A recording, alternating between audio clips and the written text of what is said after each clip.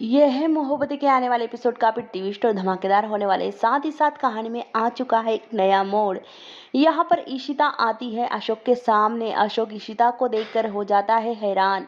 जी हाँ दोस्तों, यहाँ पर अशोक जब ईशिता की तरफ देखता है तो देखते ही रह जाता है और सोचता है ये तो ईशिता है। ईशिता यहाँ पर ईशिता कहकर बुलाता है। यहाँ पर सनया कहती है कि वाट ईशिता, मैं सनया हूँ और तुम्हें दिख नहीं रहा है कि मैं सनया हूँ, और मेरे पापा ने तुमसे यहाँ पर मिलने के लिए मुझे बुलाया है, और तुम किसकी बात कर रहे हो यहाँ पर मुझे छोड़कर। यहाँ पर अशोक कहता है कि मिस्टर लालचंद जी, ये तो इशिता है और आपकी बेटी कैसे हुई।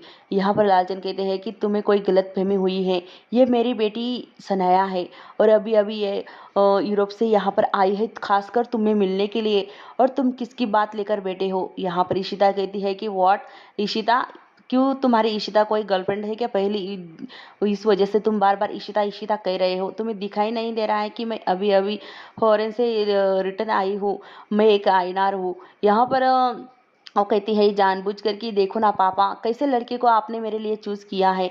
एक ऐसा लड़का जो पहले शादी से पहले ही मुझ पे शक कर रहा है। अशोक कहता है कि नहीं, ये हो नहीं सकता कि तुम इशिता नहीं हो। मेरे पास सबूत है और मेरे मोबाइल में इशिता की तस्वीर है जो तुमसे खूब मिलती है। आप तुम देखोगी तो देखती रह जाओगी, और मैं मानने के लिए तैयार ही नहीं हो कि तुम सनया हो। इशिता कहती है कि तुम ये क्या इशिता इशिता करके बैठे हो, मैं तुमसे शादी कभी भी नहीं करूंगी। जब तक मैं तुम्हें अच्छी तरह से परख ना लूँ तब तक मैं तुम्हारे साथ शादी नहीं करूंगी। तभी अशोक कहता है कि तुम्हें यकीन नहीं आ रहा है ना, तुम दिखाता हूँ मैं तुम्हें अभी फोटो, मेरे मोबाइल में तस्वीर है। यहाँ पर अशोक अपनी गाड़ी में मोबाइल रखा होता है, वो मोबाइल लेने के लिए जाता है। तभी यहाँ पर इशिता कहती है कि देखो ना लालचंद जी, यहाँ पर ये अशोक मेरे पीछे हाथ धोकर पड़ गया और ये साबित करने पड़ा है कि मैं ही इशिता हूँ। अब मुझे क्या करना चाहिए। तभी दूसरी तरफ अब यहाँ पर रमन और निधि की शादी की तैयारियां चल रही है। यहाँ पर पंडित जी कहते हैं कि घर में एक देसी घी होगा तो मुझे दे देना। सिम्मी कहती है कि हमारे घर का देसी घी खत्म हो चुका है, पंडित जी आप जाकर खुद ही लेकर आइए बाजार से। रमन कहता है कि मेरा सेहरा कहाँ पर है, मैं बिना सेहरे की शादी कैसे करूँगा। उसके पापा उसकी तरफ गुस्से भरी नज़रों से देखते हैं और सोचते हैं कि ये रमन इतना बदल कैसे गया है। यहाँ पर सिम्मी जो होती है घर की नौकरानी को इशारा कर देती है कि रमन की कोई भी मदद ना करे। यहाँ पर वो कहती है कि रमन भैया मुझे बहुत सारा काम है, मैं आपका सेहरा बांधने में मदद नहीं कर सकती। रमन कहता है कि कोई बात नहीं है, मैं खुद ही अपनी शादी की तैयारियां खुद ही कर लूंगा, और सेहरा बांधना कौन सी बड़ी बात है, मैं खुद ही सेहरा बांध लूंगा, नहीं तो खुद बिना सेहरे के भी मैं शादी करने के लिए तैयार हूँ। सिम्मी बहुत ज्यादा गुस्सा हो जाती है रमन पर। रमन कहता है कि पंडित जी मेरी शादी में कोई कमी नहीं रहनी चाहिए, बड़ी धूमधाम से शादी होनी चाहिए, और निधि और मेरी शादी है। यहाँ पर पंडित जी कहते हैं कि नहीं नहीं बेटा, सारी तैयारियां मैंने कर ली है, बस दूल्हा दुल्हन की बाकी है, तुम जल्दी से दुल्हन को लेकर आओ नहीं तो मुहूर्त निकलता जाएगा। रमन कहता है कि मेरी दुल्हन तो बहुत प्यारी लगने वाली है आज। रमन सोचता है कि ये मद्रासन कहाँ रह गई, उसे तो यहाँ पर जल्दी आना चाहिए था, नहीं तो आ जाएगी मेरी शादी होने के बाद निधि से। यहाँ पर रमन यही सोचता है कि इशिता कहाँ पर फंस गई है। यहाँ पर रमन जाता है बाहर मोबाइल लेने के लिए। इशिता कहती है कि अंकल देखो ना, मुझे तो बहुत घबराहट हो रही है, मुझे जल्दी से जल्दी रमन के मतलब बल्ला हाउस पहुंचना है और शादी भी रोकनी है।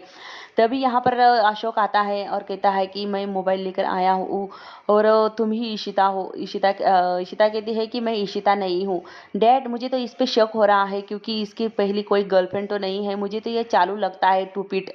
यहाँ पर इशिता कहती है कि मुझे इसका बैकग्राउंड निकालना होगा, इसका कोई अच्छा दोस्त होगा ना डैड। तभी यहाँ पर राजन जी कहते हैं कि हाँ इसका एक दोस्त है रमन भल्ला। तभी इशिता कहती है कि मुझे उससे मिलना है क्योंकि मुझे इसके बारे में जानकारी चाहिए, और मैं उसे मिलने के लिए अभी के अभी उसके घर जाऊंगी।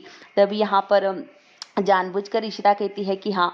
तभी अशोक कहता है कि नहीं, हम उसे आज नहीं मिल सकते क्योंकि उसकी आज शादी है। तभी यहाँ पर इशिता कहती है कि हाँ आज ही मैं उसे मिलूंगी और मुझे लेकर चलोगे तुम उसके घर। तभी यहाँ पर अशोक कहता है कि ये तो अच्छा ही हुआ क्योंकि यहाँ पर वो रमन के घर जाएगी तो सब इसे पहचान लेंगे और पुलिस के हवाले कर देंगे। तभी यहाँ पर इशिता कहती है कि ये क्या सोच रहा है, कोई प्लानिंग तो नहीं कर रहा है। तभी सिम्मी कहती है कि रमन कहता है कि मम्मी पापा को मेरा कन्यादान करना होगा। यहाँ पर सिमी कहती है कि पापा तुम्हारी शादी के लिए कोई कन्यादान उन्यादान नहीं करने वाला और मम्मी घर पे नहीं है, तो मैं अकेली हूँ, मैं ही कर देती हूँ तुम्हारी शादी के कन्यादान। यहाँ पर तब तक यहाँ पर निधि आती है चिल्लाते हुए और कहती है कि रमन देखो मेरा शादी का लहंगा किसी ने खराब कर दिया है, देख ले मैं जानबूझकर किया है। तभी यहाँ पर रूही हंसने लगती है और रोमी उससे पूछता है कि रोमी रूही तूने ये सब कुछ किया है ना। रूही कहती है कि हाँ चाचू ये सब कुछ मैंने किया है। रोमी कहता है कि तू तो बिल्कुल चाचू पे गई है शरारती। तभी सिमी बुई हंसने लगती है और कहती है कि भैया ये तो अब शगुन हो गया, अब तो शादी नहीं हो सकती। तभी यहाँ पर निधि कहती है कि नहीं शादी तो नहीं रुकने वाली, मेरे लहंगा खराब हो गया है तो क्या हुआ, मैं इसी कपड़ों में शादी करूंगी जो कपड़े मैंने पहने हैं, क्या होता है कपड़े अच्छे हो या बुरे। तभी यहाँ पर दोनों के दोनों हंसने लगते हैं। यहाँ पर रोमी और रूही कहते हैं कि हमने तो इसका लहंगा खराब कर दिया। सिम्मी कहती है कि ऐसे कपड़े में कौन शादी करता है, शादी तो एक ही बार होती है ना। तभी रमन कहता है कि हाँ दीदी ये सब बिल्कुल सच कह रही है, तुम्हें दूसरा लहंगा मंगा देता हूँ। तभी निधि कहती है कि हमारे पास इतना टाइम नहीं है और लहंगे के लिए मैं मेरी शादी रोकना नहीं चाहती, मैं अभी के अभी शादी करना चाहती हूँ। तभी यहाँ पर निधि कहती है कि इशिता का कोई लहंगा होगा तो तुम मुझे ला कर दो उसकी शादी का। रमन कहता है कि तुम उसके लहंगे को छू भी नहीं पाओगी। तभी निधि कहती है कि तुम ऐसा क्यों कह रहे हो। तभी रमन कहता है कि इशिता ने अपनी शादी में लहंगा पहना ही नहीं था, वो तो मद्रासन है, अब साड़ी में ही शादी की थी, साड़ी पहनकर। तभी यहाँ पर इशिता निकल ही रही होती है रमन के घर जाने के लिए अशोक के साथ। तभी आगे से अभिषेक की गाड़ी आती है। इशिता देखकर उसे काफ़ी घबरा जाती है, कहती है कि ये यहाँ पर क्या कर रहा है, इसे यहाँ पर किसने बुलाया है। इशिता बाहर आती है और कहती है एक्सक्यूज मी आप कौन हो। तभी अभिषेक कहता है कि मैं पुलिस हूँ और आपको मुझे खबर लगी है कि यहाँ पर इशिता है। तो यहाँ पर वो अभिषेक उसकी तरफ देखते ही रह जाता है, कहता है कि ये तो बिल्कुल इशिता है और इशिता तो नहीं है। तभी यहाँ पर अभिषेक कहता है कि तुम इशिता हो ना। यहाँ पर इशिता कहती है कि मैं इशिता नहीं हूँ, कब से मेरे पीछे हाथ धोकर पड़े हो कि इशिता इशिता, मैं सनाया हूँ।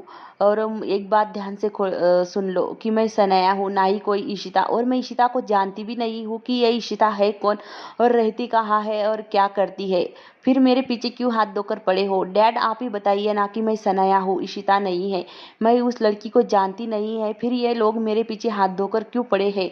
तभी यहाँ पर अभिषेक कहता है कि मैडम आपकी इशिता की तरह ही लग रही हो और आप मेरे पास उसकी फोटो भी है, आप देखोगी तो आपको भी यकीन हो जाएगा कि इशिता तुम्हारे जैसे ही दिख रही है। अशोक यहाँ पर इशिता आगे बढ़ती है और कहती है कि इसने ही तुम्हें बताया होगा, यहाँ पर फोन लगाकर बुलाया है ना। इशिता आगे जाकर बढ़ती है और अशोक के कान में एक जोरदार का थप्पड़ जड़ाती है। अशोक कहता है कि तुम मुझे क्यों मार रही हो। इशिता कहती है कि मैं तुझे ही मारूंगी क्योंकि तूने पुलिस को बुलाया है, पुलिस को तो मार नहीं सकती ना, इसीलिए तुझे ही ये चाटा जड़ाया है। क्यों किया तुमने ऐसा, मेरे साथ शादी कर रहे हो पहले से ही, शादी करने मैं मुझे इम्प्रेस करने की बजाय तुम मुझ पे शक कर रहे हो और पुलिस को यहाँ पर मुझे पकड़वाने के लिए बुलाया है तूने।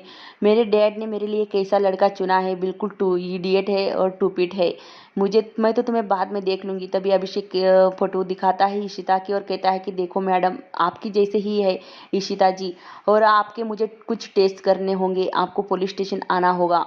तभी इशिता पुलिस स्टेशन आती है और कहती है कि जब मेरे सारे टेस्ट हो जाएंगे और रिपोर्ट गलत आएंगे तो मैं तुम्हें पुलिस की ड्यूटी से उतरवा के रहूंगी अभिषेक खन्ना। यहाँ पर अभिषेक कहता है कि वो बाद में देखा जाएगा, पहले आपके टेस्ट होंगे तब मैं आपको छोड़ूंगा, नहीं तो मैं तुम्हें जाने नहीं दूंगा।